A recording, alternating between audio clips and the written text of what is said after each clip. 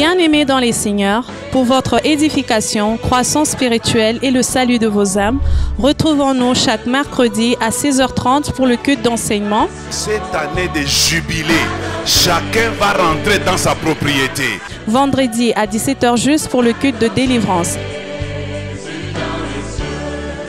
Et chaque dimanche de 7h juste à 10h juste pour le premier service et de 10h30 à 13h juste pour le second service.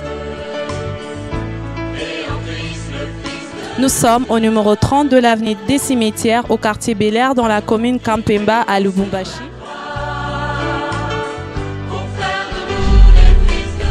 Cordial bienvenue à l'église Bread of Life Congo, paroisse mère, et que Dieu vous bénisse.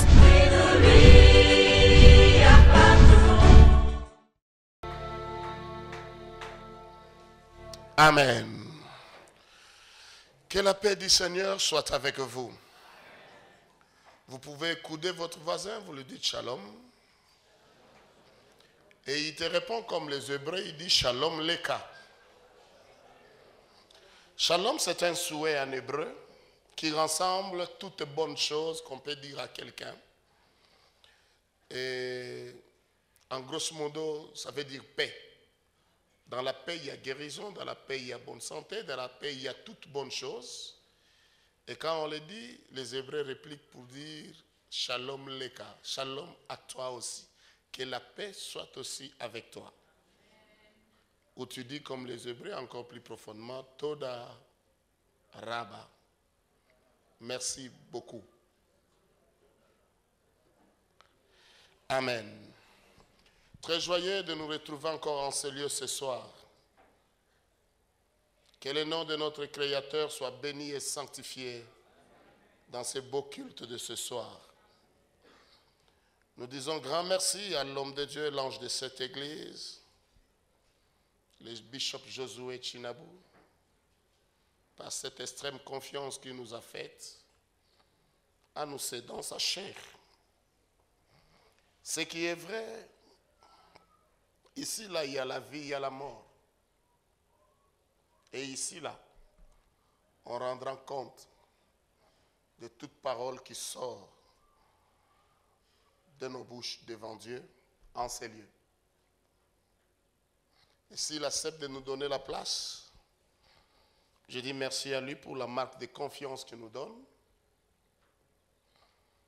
Et nous sommes les messagers de la paix, nous venons dans la paix pour la paix. Et nous communiquons la paix. Amen. Merci à vous aussi qui êtes là encore une fois de plus ce soir. Je vous informe que vous êtes venus à un bel endroit pour passer de bons moments dans la présence du Seigneur.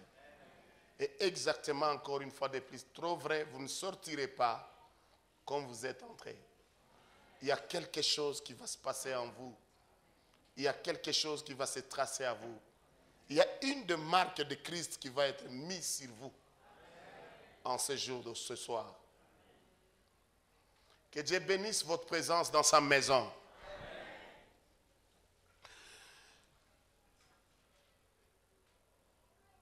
Je prends ce temps pour communiquer avec vous, mais avant que je le fasse,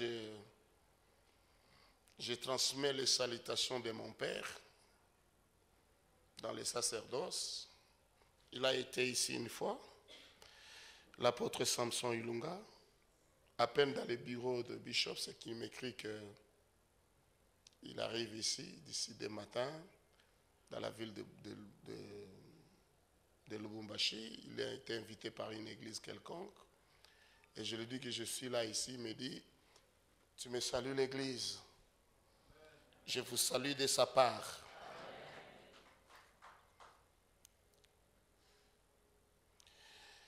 Ce soir, je veux que nous évoluions avec notre enseignement que nous avons commencé depuis les premiers jours sur le sujet de l'alliance et de l'esprit des pères. Au premier jour, nous avons expliqué ce que c'est l'alliance. Nous avons évolué avec ça encore hier. Et il y a un point qui était prévu pour parler hier, c'était, comme je l'avais annoncé au premier jour, c'était la maison paternelle. C'est par là que je vais commencer ce soir. Quand bien même hier, j'ai touché beaucoup de choses concernant la maison paternelle, sans toutefois le dire clairement, mais ce soir, je vais le dire clairement. Amen. Et je veux que vous me suiviez avec beaucoup d'intention et que vous m'aidiez, moi aussi, à respecter l'heure aujourd'hui. Parce que ce soir, j'aimerais que nous prenions quelques minutes pour prier ensemble. Je vais m'efforcer de parler au moins pendant 45 minutes, si c'est possible.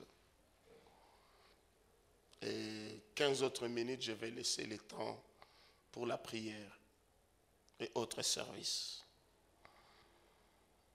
Vous êtes prêts? On peut partir? Alors nous prenons les Saintes Écritures. Nous sommes dans 1 Chronique chapitre 23, les versets 24. 1 Chronique chapitre 23, les versets 24. Et puis nous allons dans Nombre chapitre 1er, les versets 1 à 3.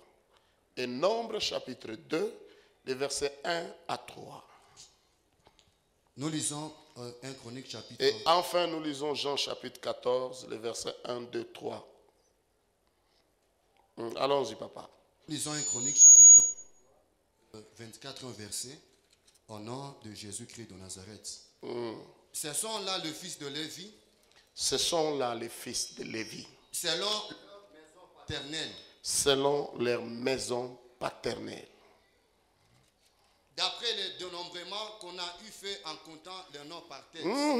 D'après les dénombrements qu'on a eu fait en comptant les noms par tête. Ils étaient employés au service de la maison de l'Éternel. Ils étaient employés au service de la maison de l'Éternel. Depuis l'âge de 20 ans. Depuis l'âge de 20 ans. Et au-dessus. Et au-dessus. Merci. Allons rapidement dans Nombre chapitre 1er. Oui, 1 à 3. Nombre chapitre 1er, 1 à 3, nous lisons au nom de Jésus-Christ. L'Éternel parla à Moïse. L'Éternel parla à Moshe. Dans le désert de Sinaï. Dans le désert de Sinaï. Dans la tente d'assignation. Dans la tente d'assignation. Le premier jour du deuxième mois. Le premier jour du deuxième mois. La seconde année. La seconde année. Après leur sortie du pays d'Égypte. Après leur sortie du pays d'Égypte. Il dit. Faites le dénombrement de toute l'assemblée. Faites le dénombrement de toute l'assemblée des enfants d'Israël. Des enfants d'Israël. Et selon leur famille. Et selon leur famille. Selon leur maison de leur père. Selon les maisons de leur père. En comptant par tête. En comptant par tête. Les noms de tous les hommes. Les noms de tous les hommes. Depuis l'âge de 20 ans et au-dessus. Depuis l'âge de 20 ans et au-dessus. Tous ceux d'Israël en état de Tous ceux d'Israël en état de porter les armes. Vous en ferez les dénombrements selon leur division. Vous en ferez les dénombrements selon leur division. Toi. Et Aaron. Et Aaron ton frère. Amen. Nous allons dans Jean. Jean chapitre 14.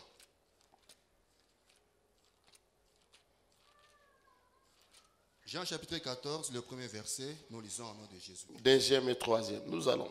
Que votre cœur ne se trouble point. Que votre cœur ne se trouble point. Croyez en Dieu. Croyez en Dieu. Et croyez en moi. Croyez en moi, dit Jésus. Il y a plusieurs demeures dans la maison de mon Père. Il y a plusieurs demeures dans la maison de mon Père. Si cela n'était pas. Si cela n'était pas. Je vous l'aurais dit. Je vous l'aurais dit. Je vais vous préparer une place. Je vais vous préparer une place. Et lorsque je m'en irai. Et lorsque je m'en serai allé. Et que je vous aurai préparé une place. Et que je vous aurai préparé une place. Je reviendrai. Je reviendrai. Et je vous prendrai avec moi. Et je vous prendrai avec moi. Afin que là où je suis. Afin que là où je suis. Vous y soyez aussi. Vous y soyez aussi. Amen. Merci. Je veux qu'on rentre rapidement au premier passage que j'ai lu et qu'on fasse une petite exégèse, une très petite exégèse Je ne sais pas s'il y a quelqu'un qui va comprendre comme ça avec moi. C'était dans 1 Chronique 23. Merci beaucoup pour cette Bible. Elle m'aide à lire facilement, même si je ne mets pas les vers, parce que là, ce sont des grosses écritures. Hein. C'est bien. C'était 1 Chronique 23. Combien? 24. Quelqu'un peut encore le lire calmement. Je vais vraiment enseigner ce soir. Ce sont là. Ce sont là. Le fils de Lévi. Les fils de Lévi. Selon leur maison paternelle. Selon leur maison paternelle. Le chef de maison paternelle. Les chefs de maison paternelle. D'après le dénombrement qu'on en fit. En comptant les noms. En comptant les noms. Par tête. Ils étaient employés au service de la maison de l'Éternel. Depuis l'âge de 20 ans et au-dessus. Amen. Quelqu'un peut m'aider ici? Même jusqu'au fond là-bas, quelqu'un peut m'aider? Il y a combien de maisons dans cette écriture? Combien de maisons? Quelqu'un qui a lu bien avec moi. 3 maisons. Combien de maisons, homme frère? Souvent, les gens commencent à fuir ici devant parce qu'on risque de les ramasser le premier. Il y a combien de maisons anciennes? 3 maisons. Combien de maisons?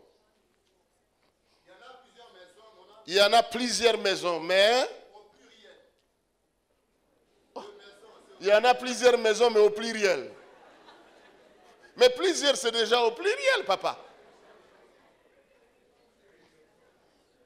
Il y a combien de maisons? Une seule maison. Laquelle? La maison paternelle. Qui peut dire le contraire? Allons-y rapidement. Qui a sa Bible? Oui, mon frère. Il y a 2. Lesquelles? Les maisons paternelles et la maison de l'Éternel. Très bien. Toi, tu mérites un cadeau. Et tu connais les cadeaux?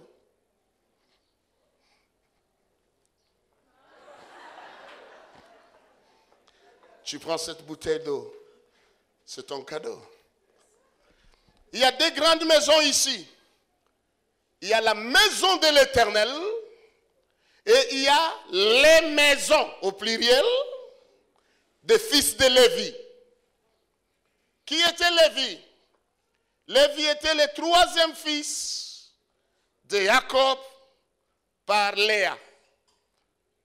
La femme que elle, lui, n'aimait pas exactement. Mais que Dieu a rendu féconde. Premier fils sur Ruben. J'avais déjà enseigné ça un jour ici. 2e fils, Chiméon. Et 3e, c'est Lévi. Et Léa dira, cette fois-ci, mon mari s'attachera à moi parce que je lui ai fait encore un garçon, il en a maintenant 3. Ok? Et c'est ce Lévi-là que l'Éternel portera son regard sur lui. Par la bouche de Jacob, l'Éternel s'est choisi Lévi. Il dit, Lévi, toi, tu me serviras d'intermédiaire entre moi, l'Éternel, et le peuple d'Israël. C'est toi qui offriras mes aliments sacrés, c'est-à-dire les offrandes, les sacrifices. C'est toi qui me les présenteras. Et Lévi, lui, de son côté, avait aussi 3 enfants. 3, 4, 3. Il avait 3. Il avait 3 fils. Il avait Kehat, il avait Merari et il avait Gershom. Vous voyez avec ça? Lévi lui a eu 3 fils. Kehat, Merari et Guershom. Les descendants de Guershom, on les appelle les Guershomites. De Kehat, les Kéatites. Et ceux de Merari, les Merarites. Ce sont là les 3 fils de Lévi, avec leur postérité, qui se tenaient tout autour du tabernacle. Je l'avais enseigné ici, quand je parlais de l'ordre de campement. Et n'étaient pas recensés dans les camps des enfants d'Israël, qui étaient tout autour du tabernacle. Non. Mais eux étaient plus proches du tabernacle que les restes des autres tribus. Et Jacob en a fait combien? Il en avait fait 12 fils. Il a fait deuil sur un, Joseph. Sur qui il a fait un deuil parce qu'on lui a dit qu'il n'est plus, il est mort. Or, en réalité, Joseph n'était pas mort. Et le jour où il va retrouver Joseph, dans Genèse 48, suivez-moi très bien ce soir, il dira à Joseph, toi là, je ne t'énumère plus parmi mes fils. Mais tes 2 premiers fils que tu as eus ici en Égypte, avant que moi, ton père, j'arrivasse, ces 2 premiers fils seront pour moi comme Ruben, mon premier-né, et comme Siméon, mon second-né. C'est-à-dire, Manassé le premier et Ephraïm le second seront pris et mis au même rang que Ruben, que Siméon, mes 2 premiers fils. Amen. C'est que maintenant Jacob va avoir combien de fils? Combien? 14, 13. Vous voyez avec moi ça? Il va se retrouver avec 13 parce que Joseph n'est plus. Il prend les 2, il met. Ça fait 13. Or, dans les chiffres de l'administration de Dieu, les chiffres parlent. Le Dieu que nous adorons, il n'est pas seulement le Dieu des lettres, des alphabets, mais il est aussi le Dieu des chiffres. Notre christianisme est très limité par rapport aux Juifs, où les langues sémitiques, les chiffres sont d'une grande importance. Parce qu'il y a des mystères qui sont cachés dans des chiffres. Dieu marche avec des chiffres. Et les chiffres parlent. Dans la gestion divine, le chiffre 12 est considéré comme le chiffre de l'administration proche de Dieu. Il a 2 chiffres d'administration. Il a le chiffre 70, 70 et il a le chiffre 12.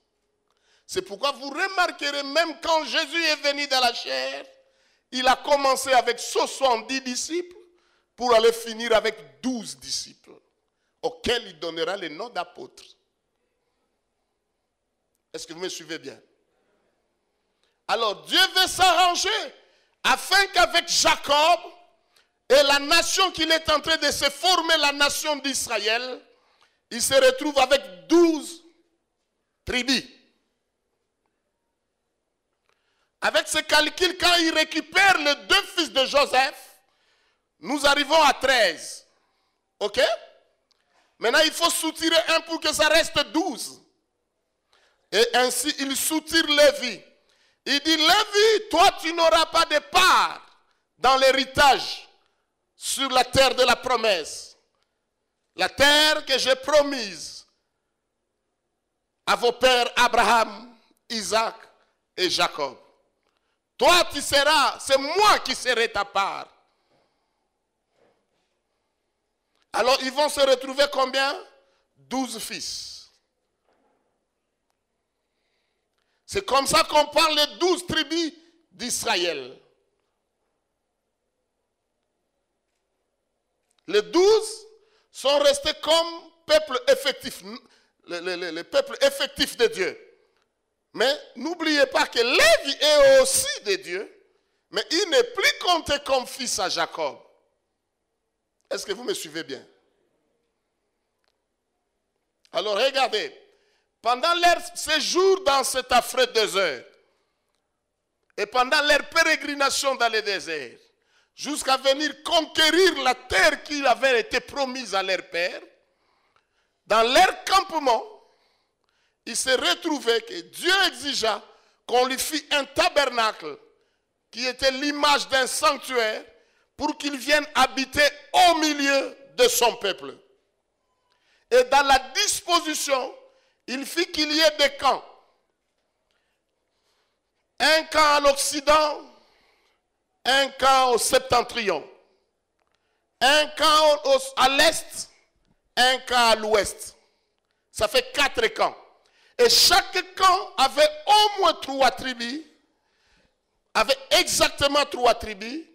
3 plus 3 plus 3 plus 3, ça fait combien? 12. Et le tabernacle de l'Éternel était au milieu du camp. Mais la distance qui séparait le tabernacle d'avec le camp, c'est Josué qui nous le montre, était d'environ 2000 coudées. Une coudée, c'est ça. Vous voyez la coudée? Alors, la coudée mesure au moins 50 cm. Alors, 50 cm fois 2000, ça va faire combien? 10 000 cm. Ben et où? Prenez 10 000 cm, projetez ça sur le tableau des systèmes métriques. Ça va faire combien? 1 kilomètre. Donc toutes les tribus ou tous les camps des tribus des enfants d'Israël étaient distants du tabernacle de 1 kilomètre. Mais quant à la tribu de Lévi, elle était tout autour du tabernacle. Or, le tabernacle n'avait qu'une seule porte d'entrée. C'est un enclos qui a une tente dedans avec une seule porte d'entrée. À la porte d'entrée, c'était Moshe, Myriam et Aaron. Mais tout autour du tabernacle, d'un côté, c'était le fils de Kehat. Vous vous rappelez les 3 fils de Lévi, comme je venais de le dire. De l'autre, c'était Merari. Et de l'autre côté, c'était Guershom. Et était plus proche du tabernacle que le reste des peuples. Alors, regardez. La maison, le tabernacle était appelé la maison de l'Éternel. C'était ça la demeure de Dieu. Il y a la maison de l'Éternel, mais à côté de la maison de l'Éternel, il y a des maisons paternelles, les maisons de leur père. Vous me suivez? Tous les descendants de Guershom formaient une maison. Les descendants de Merari, une maison. Les descendants de Kehat, une maison. Vous allez dans les camps. Du côté de l'Est, vous avez Juda. Vous avez 2 autres tribus.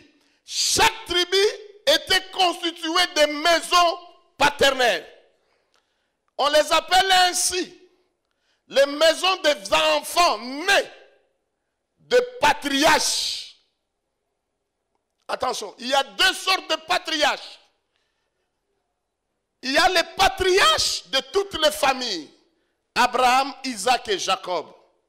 Mais il y a les patriarches d'Israël. Ce sont les 12 fils de Jacob. Est-ce que vous me suivez bien? Alors, chaque patriarche avait fait un certain nombre d'enfants. Je vais prendre l'exemple d'un enfant. Je parlais par exemple de Lévi, mais je vais prendre un autre dans les 12 qui étaient tout autour. Je prends par exemple Judas. Si vous lisez, vous voyez que Judas avait fait 3 garçons avec une femme. Vous voyez? Il y avait Er, Ona et Sheila. Que ce nom-là ne vous trouble pas, vous allez comprendre là où je vais arriver avec. C'est pour vous faire comprendre. On a été père d'une maison paternelle. Er était père d'une maison paternelle. Et Sheila était aussi père d'une maison paternelle.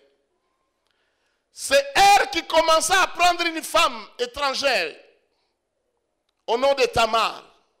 Mais parce que Er était méchant aux yeux de l'Éternel, Dieu le fit mourir. C'est que la maison de Er va disparaître parce qu'avec Tamar, il n'avait pas encore d'enfant. Or, dans la loi, il est dit qu'une maison paternelle ne doit pas disparaître. On doit faire tout pour conserver le nom de la maison, du père de la maison. Alors, Dieu établit une loi qu'on appelle la loi de Lévira. Cette loi dit quoi? S'il y a deux frères et que l'un ait pris une femme et qui n'a pas eu d'enfant avec cette femme, alors son frère relèvera son nom. Parce qu'il ne faut pas que son nom soit effacé d'Israël. Il va relever son nom en prenant la femme de son frère. Est-ce que vous me suivez?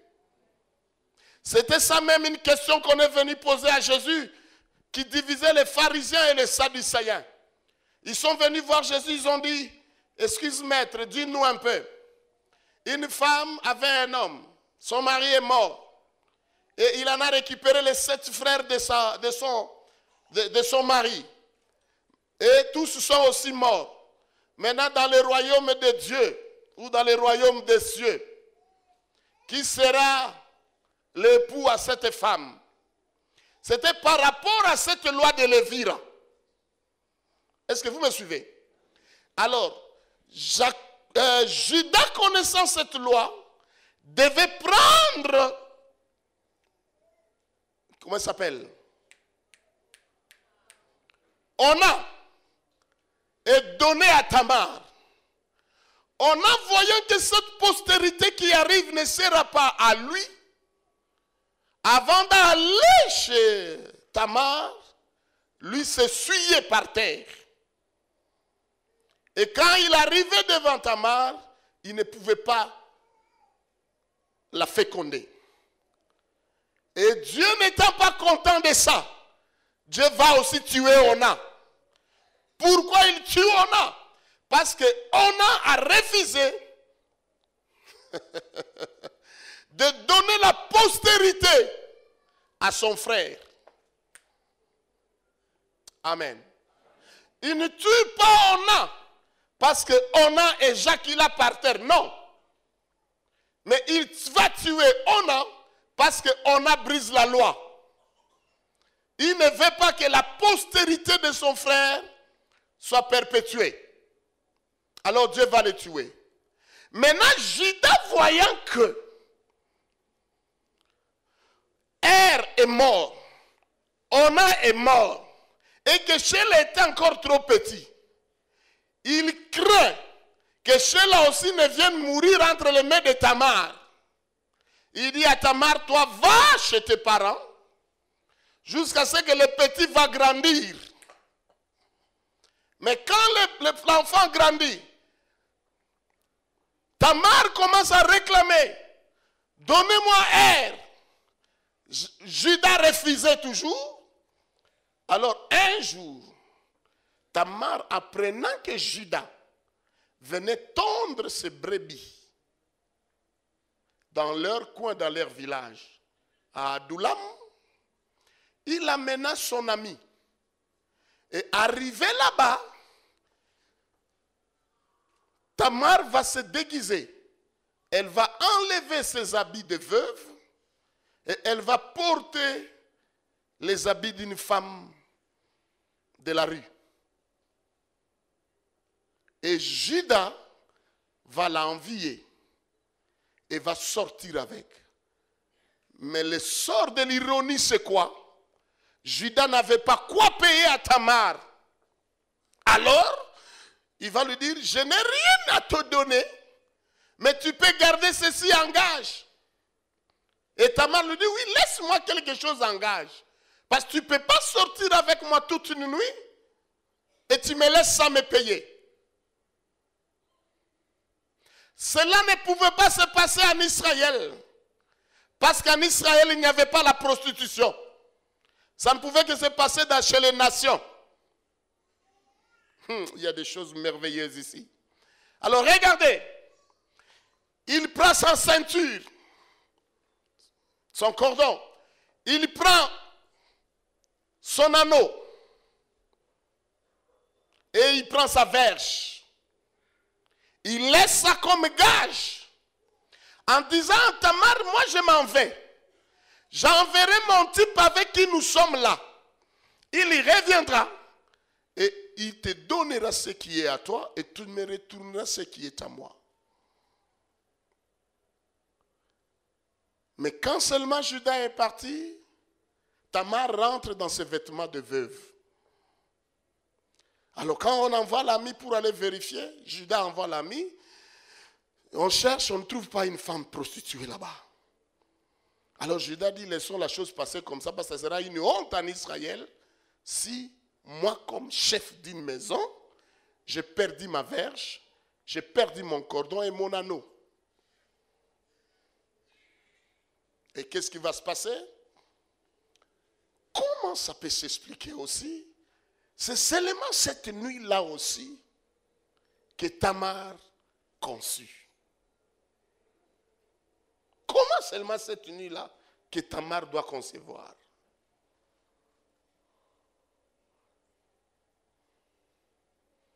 Après quelques mois, on vient dire à Judas, ta belle-sœur qui est là-bas est enceinte, on ne sait pas de qui.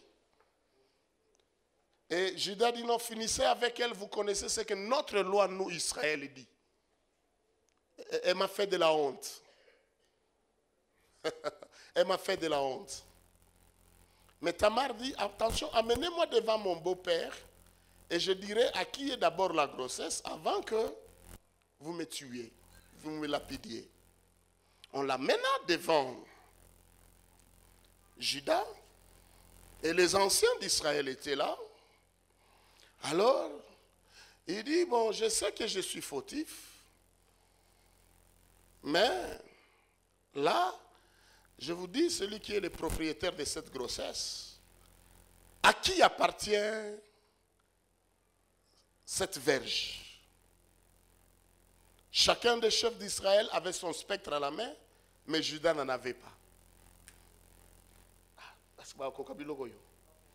Or, avant que Jacob ne meure, dans Genèse 49, il avait déjà annoncé que le spectre de la royauté ne quittera pas les pieds de Judas jusqu'à ce que les Shiloh viennent.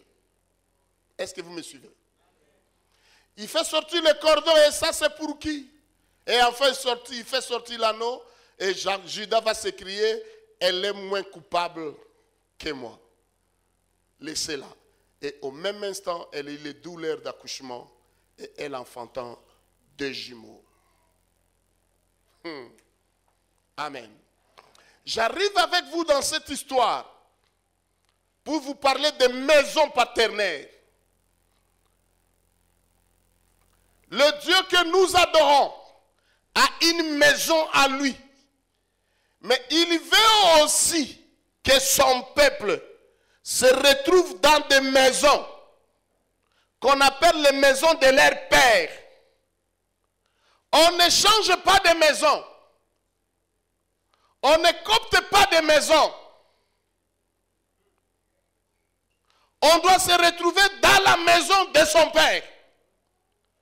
Et l'homme qui est le père peut mourir, mais le premier-né prend la place du père. Il devient le chef de la maison. Tous ses frères viennent au-devant de lui. Et lui a autorité d'un père sur eux. Il est enfant comme eux, ses frères. Mais lui a l'autorité d'un père sur ses frères. Aïe, aïe, aïe. Ça peut aller? Ça passe? Jusque-là, ce n'est pas encore arrivé. Ce n'est que de l'histoire. Je vais descendre, vous allez comprendre. Alors, regardez. Une petite parenthèse. Pour que ton esprit soit quand même réchauffé. Sinon, tu risques de ne rien comprendre. 30 minutes, papa, yazoloba. Il y a comprendre tout. Ma dîne avant tout, ma histoire. Une petite parenthèse.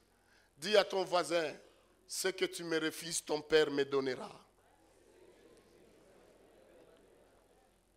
Dis-lui très fort, ce que tu me refuses là. Dis-lui ça. Ton père me donnera. Oh non, ce que tu as refusé à Tamar, le père lui-même l'a donné.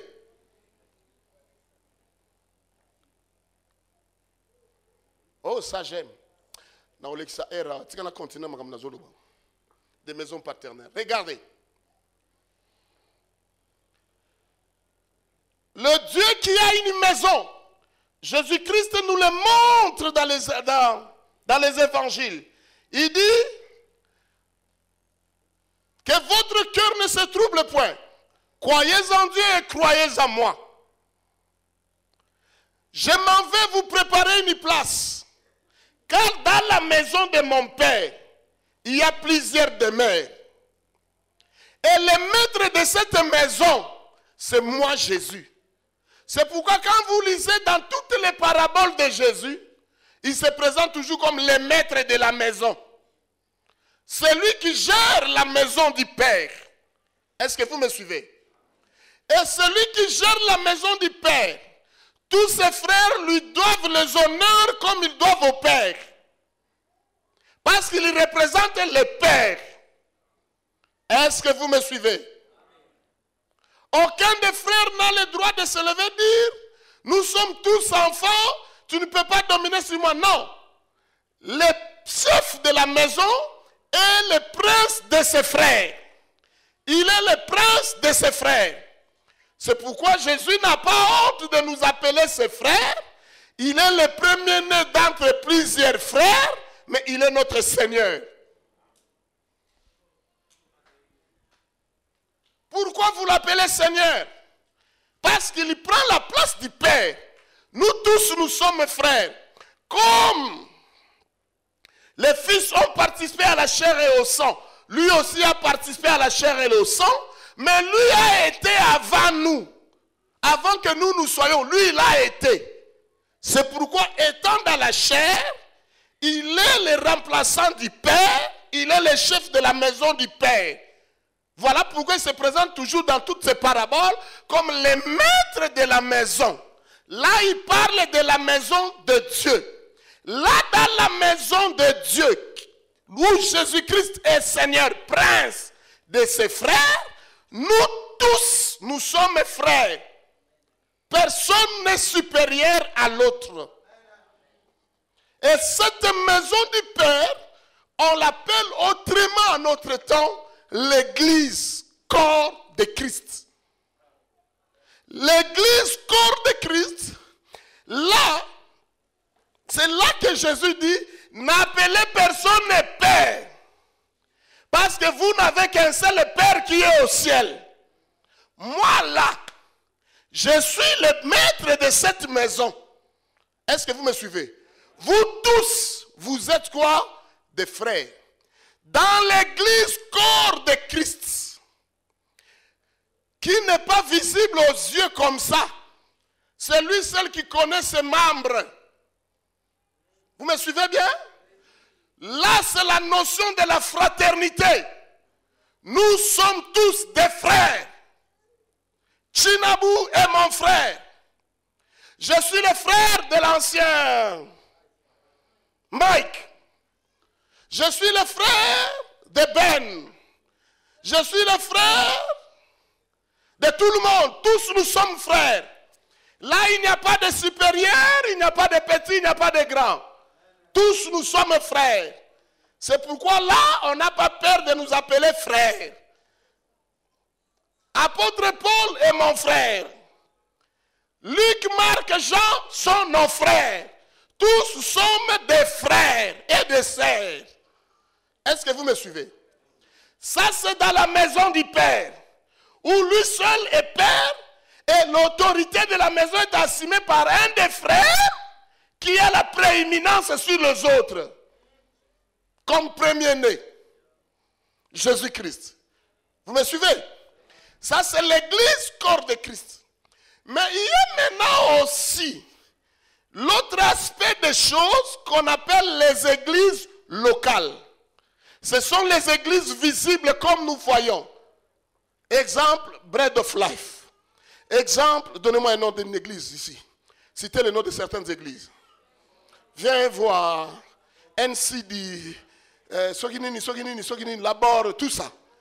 Tout ça, ce sont des maisons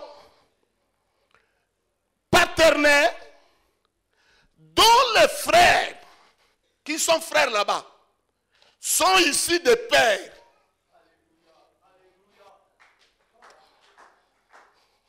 Est-ce que vous me suivez?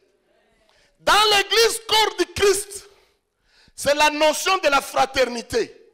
Mais dans l'église locale, il faut respecter la notion de la paternité. C'est pourquoi vous risquez de ne pas comprendre. Jésus dit, n'appelez personne Père sur la terre, mais Paul vient, il dit ceci. C'est moi qui suis votre Père. C'est moi qui vous ai engendré dans la foi. Vous aurez plusieurs maîtres, cependant vous n'aurez pas plusieurs pères. Il parle de l'église que lui a ouverte.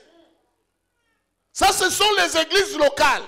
Corinthe, les églises de la Galatie, l'église d'Éphèse, l'église de Colosse et tout ça. C'est lui le Père. Il ne contredit pas Jésus. Il ne contredit pas la parole de Dieu. Seulement ce qui est vrai, comme en Israël, il y a un Jacob qui est le Père, mais il y a aussi des maisons paternelles dirigées par les princes. Aïe, aïe, aïe. Est-ce que vous avez suivi? C'est comme Lévi, mais il y a Kehat, il y a Merari, il y a Gershon. Kehat, Merari, Gershon sont des pères pour leurs frères. Celui qui nous a appris ces choses, c'est Jacob. Il dit ceci pour Ephraïm et Manassé. Il dit c'est des enfants, leurs frères à eux, leurs frères, qui sont nés après eux, seront nommés dans l'héritage au nom de leur Kulutu, de leur Mukubwa. Est-ce que vous comprenez? C'est que tous les enfants de Joseph étaient nommés soit dans Manassé, soit dans Ephraïm. Or, en réalité, Manassé et Ephraïm sont aussi frères. Mais c'est le Dieu qui leur donne, c'est le Père qui leur donne la supériorité par rapport à leurs frères. Je descends pour que vous compreniez. Nous sommes tous frères sauvés par le même sang. Tous remplis du même Saint-Esprit. Mais Dieu choisit un homme du milieu de nous, ses frères. Il élève au-dessus de nous. Il lui donne le mandat du Père. Nous tous, nous sommes appelés au nom de notre frère. Tu refuses, tu te fâches. Non, il est mon frère. Nous nous sommes habitués avec. Il ne peut pas me dominer moi. Lui, il fait quoi? Il est quoi? Il est aussi homme comme moi. Ce n'est pas à lui que tu t'opposes. Mais tu t'opposes à Dieu qui l'a souverainement élevé. Et qui lui a donné un nom au-dessus de tous les autres noms. Tu as un nom. J'ai un nom. Mais lui, il a reçu un nom. Au-dessus de nos noms. Ce n'est pas lui qui a cherché ça. C'est Dieu qui lui a donné comme ça. Oh, j'aime l'écrivain de l'épître aux Hébreux. On ne dit pas l'écrivain aux épîtres des Juifs, ni aux épîtres des Israéliens, mais on dit des Hébreux. Tout Israélien est hébreu, mais tout hébreu n'est pas israélien. Est-ce que vous me suivez? L'écrivain aux épîtres des Hébreux dit ceci. Oh Dieu, ton Dieu, Taoué, de joie au-dessus de tes égaux. Parce que tu as aimé la justice, tu as haï l'iniquité. C'est pourquoi, oh Dieu, ton Dieu, oh Dieu, ton Dieu, t'a oint d'une huile de joie au-dessus de tes frères. Dieu appelle celui-là Dieu. C'est lui-même qui le met à ses rangs. Ah oui, regardez avec moi trop loin dans la Bible. Vous remarquerez qu'il en a fait avec Moïse. Il était aussi enfant d'Israël comme les autres. Mais Dieu l'a élevé au-dessus de tout Israël. Il lui a donné un nom au-dessus même de son grand frère Aaron. C'est que cette affaire ici ne dépend pas de l'âge, ne dépend pas des origines sociales, ne dépend pas du rang social. Mais c'est Dieu qui élève qui il veut et il les met à ce rang-là. Et écoute ce que Dieu dit à Moïse. Je te fais Dieu devant ton frère Aaron et devant Pharaon. Il dit, tu le regarderas comme Dieu. Ah! Le père de la maison paternelle est élevé au titre d'un Dieu. Ça, quand on annonce comme ça, les gens craignent et tremblent. Ils disent, non, ça allait trop loin. Mais Dieu lui-même est allé trop loin. Il prend Moïse, il l'élève au rang d'un Dieu. Avec quel mandat et quel courage Moïse peut s'élever comme Jacob. Dans Genèse 49, lui va dans Deutéronome 33, il y rassemble ses frères et il commence à les bénir. Toi, tu es qui pour nous bénir? Toi, Moïse, toi, tu es fils de Lévi. Nous connaissons ton père. Son nom c'est Amram. Ta mère c'est Jochebed. Tu es parmi nous comme un frère. Tu pars à Madian, tu rentres.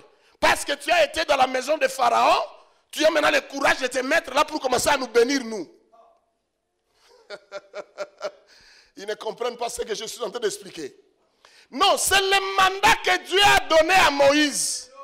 Qui lui donne la supériorité sur ses frères, il devient leur père. Il a le pouvoir de les bénir. Et regardez, Moïse a même l'audace de changer la déclaration de Jacob sur Ruben. Ruben a dit, Jacob a dit à Ruben, toi tu es mon premier-né, le fruit de mes forces. Mais tu perds la prééminence parce que tu es monté sur ma couche. C'est ça ma couche, ma couche. Tu es monté. Tu perds ça. Tu perds le droit d'aînesse. Mais Moïse vient plusieurs années après. Il regarde Ruben et dit, Ruben, toi tu ne mourras pas. Toi tu vivras. Ce qu'on a dit sur toi par Jacob, moi Moïse, je le change. Tu as quel pouvoir toi de changer Ruben? Toi tu as quel pouvoir de changer la déclaration de Jacob sur Ruben? Laissez-moi vous dire, l'homme que Dieu tire du milieu de nous, il élève au-dessus de nous. Dieu lui donne l'autorité de Dieu lui-même. Ce n'est pas que nous fabriquons ça. Non. C'est Dieu qui lui donne cette autorité. Et il a le pouvoir de nous bénir. C'est pourquoi je vous ai dit au premier jour, de là où vous venez, on pouvait faire des déclarations. On pouvait vous maudire. On pouvait dire des choses. Mais cet homme, votre frère, que Dieu a élevé au-dessus de vous, a le mandat de changer ce que Kamboya Koweye, Alibisemaka, lui change ça. Et ça s'observe et ça se tient. Apana kucheza na mutu munaita baba. Vous l'appelez daddy pour le plaisir d'écouter tout le monde appeler daddy, vous comprenez. Un père, c'est celui qui engendre. Un père, c'est celui qui donne la vie. C'est qu'il a la vie en lui. Il est capable de la communiquer et il est capable de la retirer.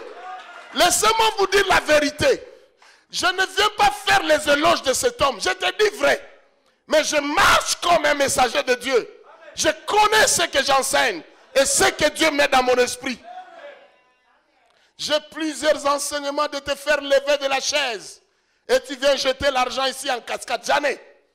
Si je le commence maintenant, tu ne voudras pas que j'arrête. Quand nous sommes dans la zone, bandi makamba, quand nous sommes dans le mambo hapa, utashimama pale unafurahi, unabeba kiti mukicho. Mais à quoi sert bon au moment où l'église est en train de vouloir atteindre sa destinée, que nous restions dans la distraction des choses, au lieu d'aider le peuple à comprendre la profondeur de ce Dieu et que Dieu le bénisse avant qu'il ne monte au ciel.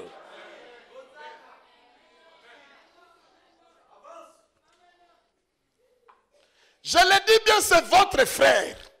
Il mange le camp contre comme vous. Il marche sur la même terre comme vous. Il a aussi sommeil comme vous. Mais c'est Elohim le Père qui l'a élevé et qui lui a donné une place. Il a oint d'une huile de joie au-dessus de ses frères. C'est pourquoi, papa, ne fais pas le manyanga. Oh, si est beau, tout qu'on a moi, tout les ans, si est beau, il est 25 ans, on a ça, mais si est beau, tu le crois qu'à où? Tu le crois qu'à si est beau, mais oui, mon gars, tu as là, qu'à ouais. Mon gars, il me fait confiance. C'est cette confiance-là que nous appelons alliance. Mon gars, n'empathie à confiance. Laisse-moi te dire la vérité, tous les ans, si est beau. Comment tu sais ça va kuachia hii kanisa uongoze kama utafanya hata 2 semaines.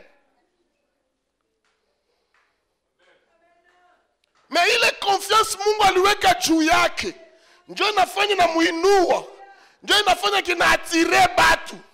Parce que Yesu anasema hivi, quand le Fils de Dieu sera élevé, il attirera plusieurs vers lui. Or qui élève le Fils? C'est le Père qui élève le Fils. Le Fils ne s'élève pas de lui-même. Votre Père ne s'est pas levé de lui-même. C'est Dieu qui l'a élevé. Et quand Dieu l'a élevé, il va attirer un grand nombre. Et ces grands nombres ne viendront pas parce que lui fait l'évangélisation. Non. Ces grands nombres que vous êtes ici ne viennent pas parce que cet homme prêche bien. Non. Ces grands nombres que vous êtes ici, ce n'est pas parce que cet homme a les dons de miracles plus que tout le monde à Lubumbashi. Non. Mais ce qui fait que vous veniez ici, la Bible donne la réponse. Personne ne peut venir au Fils. Le Fils que le Père a élevé. Si le Père ne l'attire, c'est Dieu qui vous a attiré pour vous amener à ses pieds. Te révolter contre lui. Tu te révoltes contre ce Dieu. T'opposer à lui, tu t'opposes contre ce Dieu et tu te prives la bénédiction.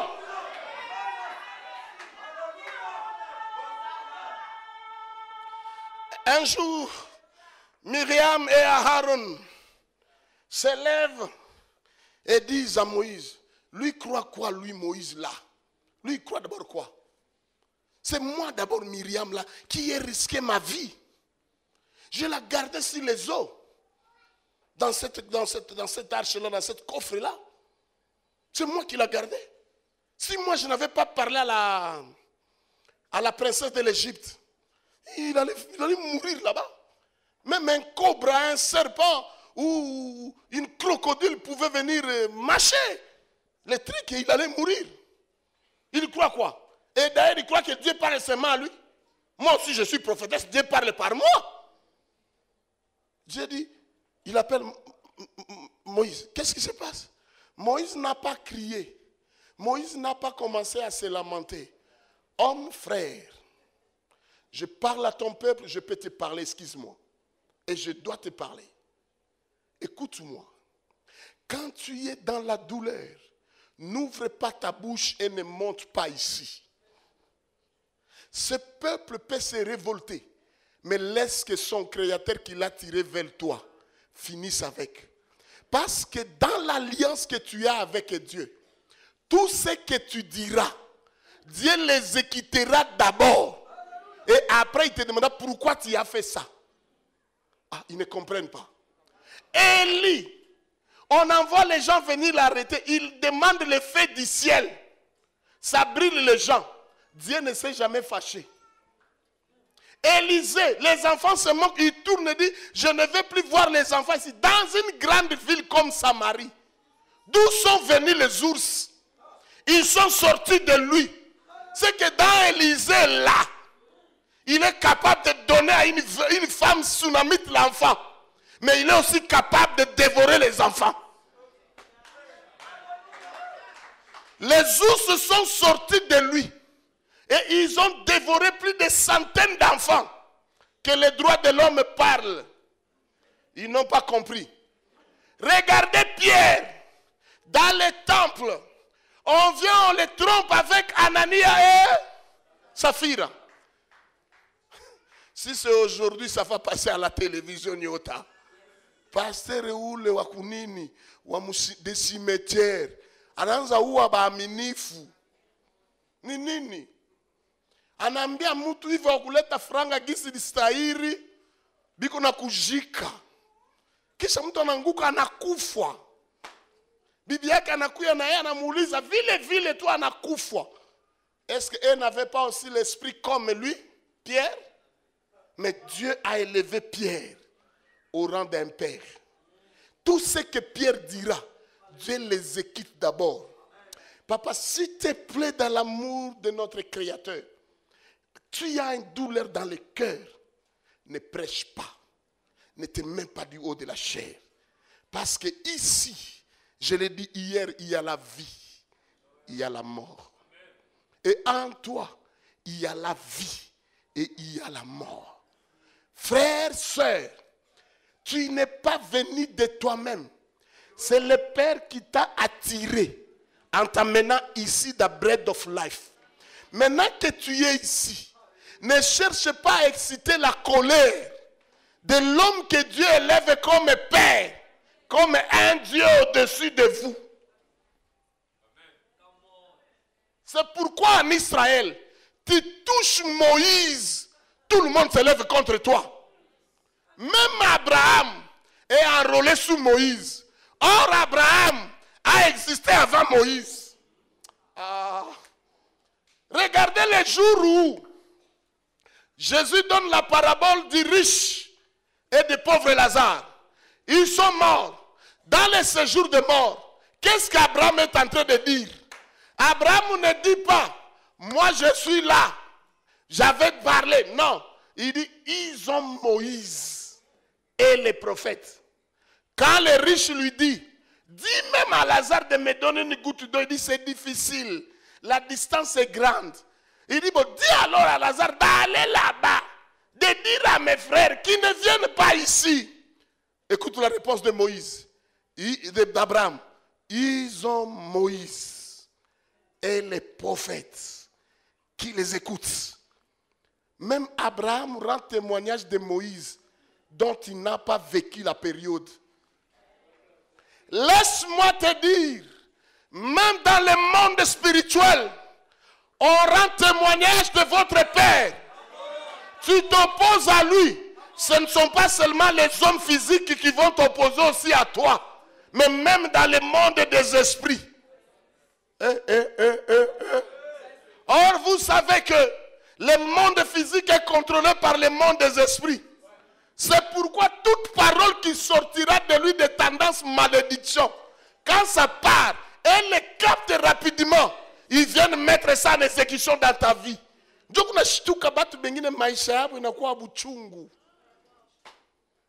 Kukala kusemaka tu mambo ya batu ya Mungu, surtout ya mwongozi. Si utoke basi mukanisa, au utoke vile, me kusemaka semaka tu.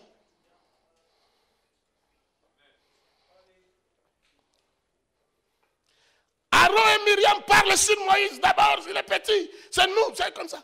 Dieu dit, appelle-moi ces gens. Il dit, venez ici, venez. Vous deux, mettez-vous là-bas. Je vous dis ceci. S'il y aura des prophètes en Israël, je leur parlerai par des visions et des songes. Mais il n'en est pas de mon serviteur Moïse qui voit ma face. Je parle avec lui, bouche à l'oreille. Il mange avec moi à ma table.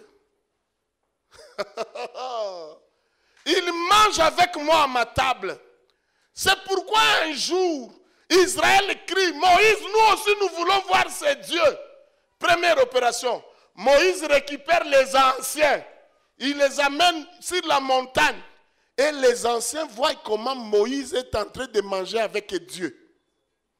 Papa, il faut vous faire que moule kiango, moule dimension. Les proches doivent comprendre que ça, c'est un homme qui ne s'est pas imposé sur nous. Mais c'est l'Éternel qui l'a mis.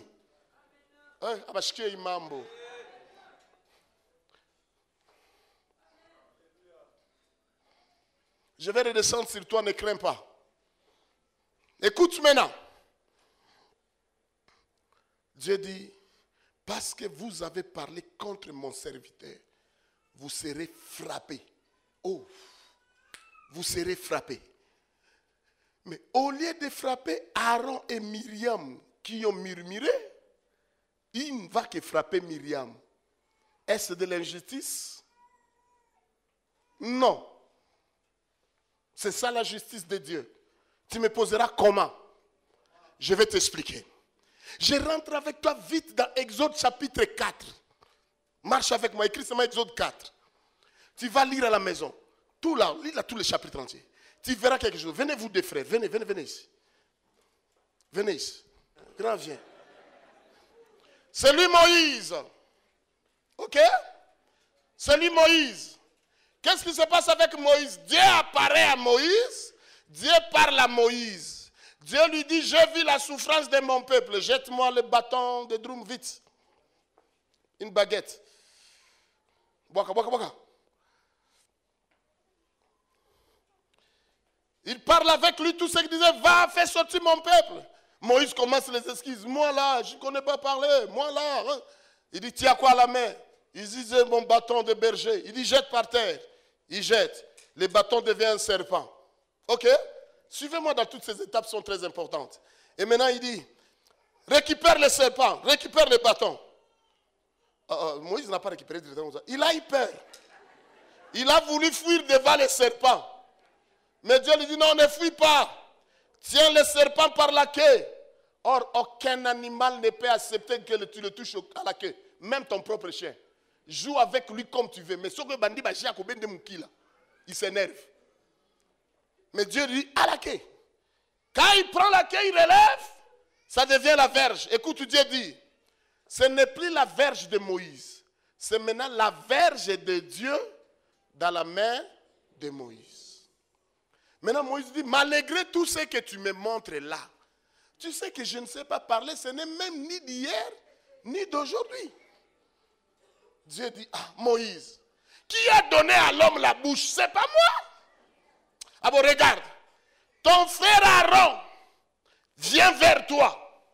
Ils se sont séparés il y a 40 ans. Mais une mouche pique Aaron de l'Égypte. Il sort et dit, je pars aujourd'hui chercher grand frère. Il croit qu'il sort au hasard, or que c'est l'appel de Dieu. Il commence à partir, je vais aller chercher mon petit frère Moïse. Je ne sais pas ce qu'il est devenu, ça fait 40 ans. Et Dieu lui apparaît en chemin et dit, monsieur, viens.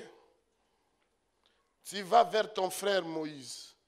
Tu feras tout ce qu'il te dira. Descends un peu pour que tu ne paraisses pas trop. Tu feras tout ce qu'il te dira. Quand Moïse voit Aaron, il parle. Ça, je ne moyen pas moyen que je lise pour vous, mais c'est dans les Écritures là. Il parle à l'oreille d'Aaron. Il prend toutes les paroles que Dieu lui a données. Il met ça dans l'oreille d'Aaron. Vous voyez ça? Et il opère tous les signes que Dieu lui a montrés sur la montagne. Et le signe de la verge qui devient le serpent. Et le signe de la main droite qui entre dans les seins, qui sort, avec lèpre qui rentre, qui devient pur. Il opère tout ça devant lui. Maintenant, ils commencèrent eux deux la marche. Est-ce que vous me suivez? Qui a appelé Aaron? Moïse ou Dieu? Qui croit que c'est Dieu qui lève sa main? Bon, qui croit que c'est Moïse? Merci. Il n'y a que l'homme derrière là-bas qui dit que c'est Moïse. Moïse n'a jamais appelé Aaron. Celui qui a appelé Aaron, c'est Dieu. Ah.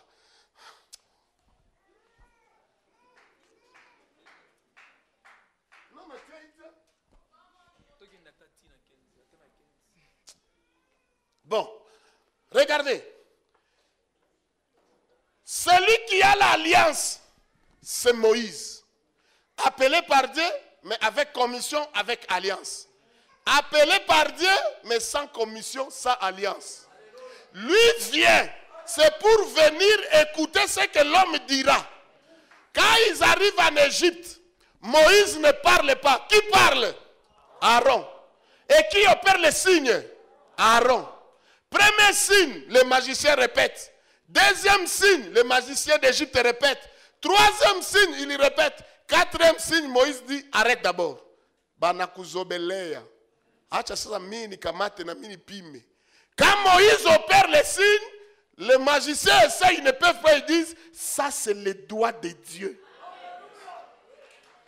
Il dit, ça c'est le doigt de Dieu. Est-ce que vous voyez? Vous me suivez? Arrivé en Égypte, il parle aux anciens. Les anciens sont convaincus et tous se prosternent. Qui a parlé, c'est Aaron. Maintenant, ici, les anciens se prosternent et le peuple.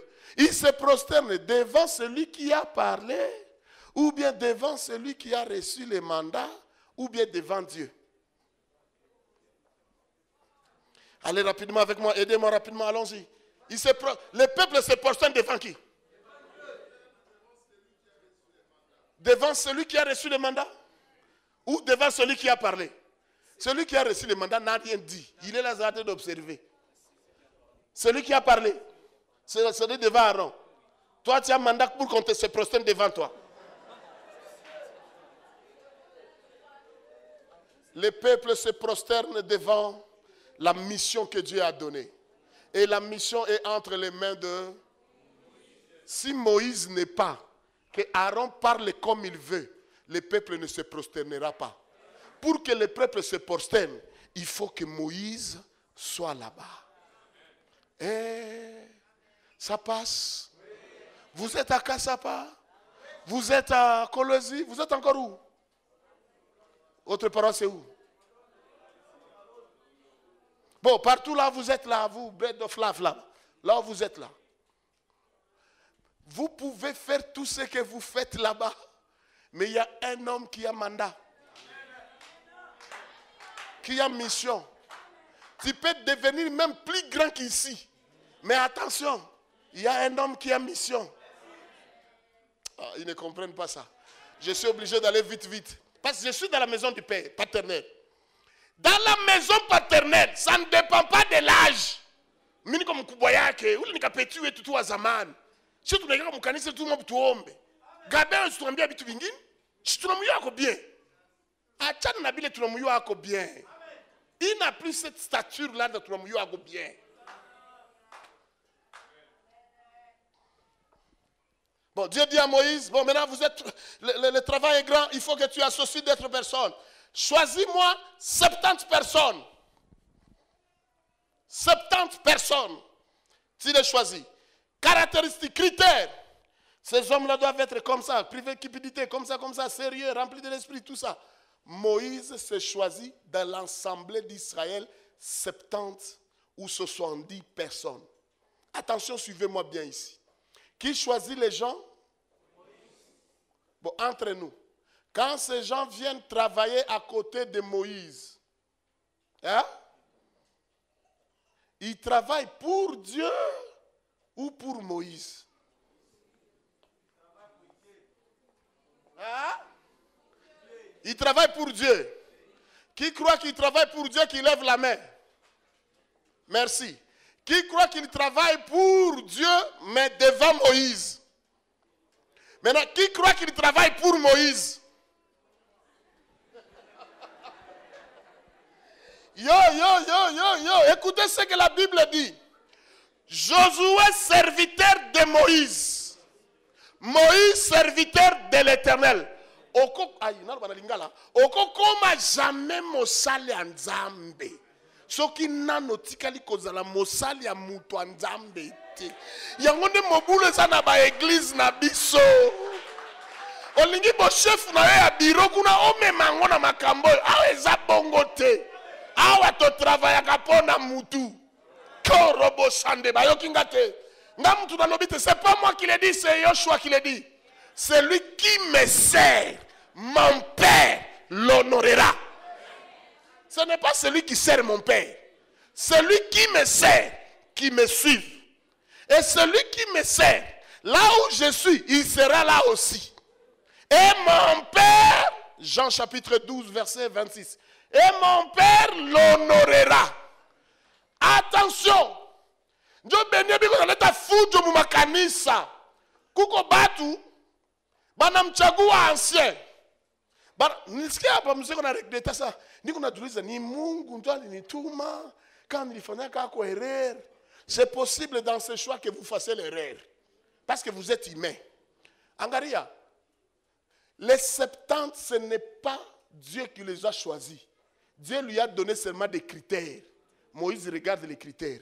Sasa mwile 70 kama balikuwa kako 120 kama balikuwa kako 42,000 iko tuna droit ya 70 anaanza angalia sasa Mike makriteri yote kwa mundani me Mike anishimi yake kwa sake baba ananyonga to saki master moya hivi hata uko na makriteri Mike hautapita bakia Mike anabakia kisha anaangalia mzee mwingine pacha jina mzee moya mwingine Joel. Lakini Joel, ma critère yote konazo, mana kosa ako de. Mais Joel anakuwa quand même neshima na mimi. Joel we kuya huko. Na Mungu atabikatala. Na Mungu atamwambia unafanya mbaya. C'est lui qui choisit les hommes qu'il veut. Awa nde inda kao. Et regarde ces gens. Quand ils viennent à côté de Moïse, leur problème, c'est élever. Tiens mon ami. Élever la main de Moïse. Eh? Vite na kuya nguvu. A faire la construction na tulete yako trouble. La rayonekane tena. Banya balinga ma département bata cotiser abalete. L'opération est simple. Hakuna bya kusema tu changer kwa pasteur, tumtafuta kwa mwingine. Oli ya kuchanger, tuke tumngangue mikono. Juu haiko mikono ya mutu yote. Nje lingia mu presence ya Mungu. Haiko gongo ya mutu wote. Ataka bote biko na magongo. Parce que Aaron aussi avait sa verge. Ataka bote biko na ma verge. Mais la verge d'Aaron n'était pas dans la présence de Dieu. Quand vous êtes collaborateur de la maison paternelle, vous venez soutenir les mains de votre frère qui est élevé comme père. Vous le soutenez. Et quand on soulevait la main, Moïse vainquait. Mais quand l'Israël vainquait, mais quand on descendait, le peuple échouait. Est-ce que vous me suivez? Tout à fait, Dieu est tout mikalish, mais l'opération est simple. Tout n'angou est tout mikono. Voilà, comme ça. Nous venons dans cette œuvre. Nous servons Dieu au travers de la commission que Dieu a donnée à son serviteur. Nous ne soutenons pas seulement Dieu, mais nous soutenons aussi l'homme de Dieu. Parce que si lui n'est pas, la commission aussi n'est pas. Mutatumikia Mungu en l'air. Njo madega ziko mu makanisa leo. Parce que ils n'ont aucune commission ni alliance. Biko natumikia Mungu tu fujo. Njo nasikia kesho mapoison zinaingia. Ndio nasikia kesho kupigana binaanza. Tunakabula. Vous l'avez vécu dans cette ville de Lubumbashi. Quand l'homme à la vision est parti, l'homme à l'alliance est parti. Banabakia, tout endelea kazi, tutaonesha tuko nguvu. Mais 4 mois, 6 mois après, banaachana. Banaachana, banaenda kuachana, achana. C'est pourquoi le père doit préparer un homme qui doit le succéder. Mais dangereusement, ce n'est même pas Aaron qui va succéder à Moïse. Ce n'est même pas le fils de Moïse. Ce n'est même pas un des 70. Mais celui qui va succéder à Moïse, c'était un petit travailleur domestique qui lui versait de l'eau. Quand Moïse est à la montagne, lui va sous la montagne. Il attend Moïse. Moïse en a fait 40 jours. Or, Moïse en allant sur la montagne, les 7 premiers jours, il doit le baridi. Mais le reste, il était réchauffé par la présence de Dieu. Mais Josué accepte de rester se couvrir. Il a dit finika, manguo, manto. Il a chunga tout Moïse. Mais Aaron anabakia huku chini. Anatafuta grade na utukufu. Unkuwe profete wetu. Dans la maison paternelle, ce n'est pas tout le monde que Dieu élève.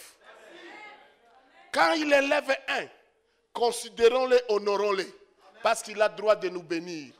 Est-ce que quelqu'un m'a saisi ce soir?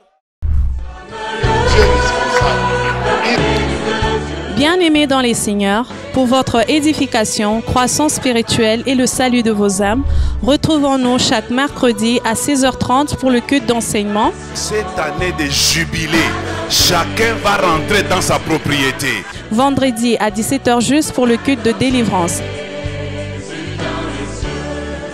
Et chaque dimanche de 7h juste à 10h juste pour le premier service et de 10h30 à 13h juste pour le second service. Nous sommes au numéro 30 de l'avenue des Cimetières au quartier Bel-Air dans la commune Kampemba à Lubumbashi.